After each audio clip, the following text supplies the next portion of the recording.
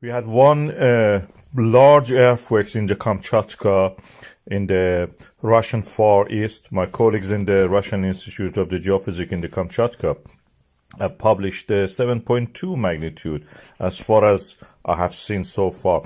This is part of the Indo-Pacific Ring of Fire. We have earthquakes and subduction in this area. You can see the purple line shows that area. And volcanism actually happening in that peninsula. The earthquakes are due to the subduction in the trench created by that. The earthquake caused some damage to the properties inside the home. Anything that houses, anything what was not well attached to the wall. For example, TV, they have Persian carpet, beautiful. It must be rich. It has fallen on the floor. And there is a tsunami warning also all across the Pacific. That is the area that commands all the Pacific. Before that, we had the Shiveluch volcano having a huge eruption, dust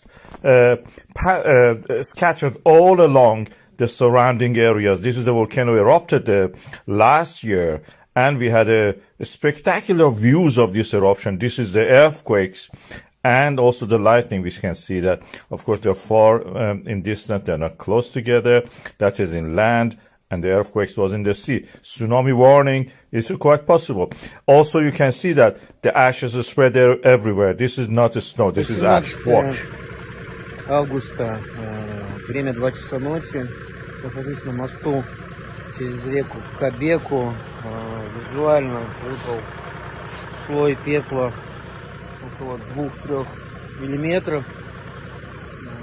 Видно, что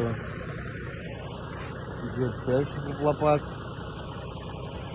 Запах гари в сторону Шевелыча. Туда смотрю, туда ничего не видно, но обильно падает.